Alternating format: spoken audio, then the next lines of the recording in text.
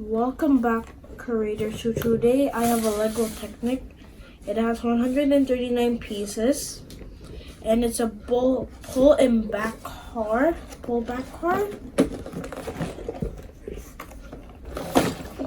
And there's a thumb thing right there. It's got like one bag. I think it's mechanism. And two wheels. That's this. The Technic thingy. Instructions. And we can just place the box over there. So we got 1, 2 bags, a few stickers, and I'll see you later after I build this.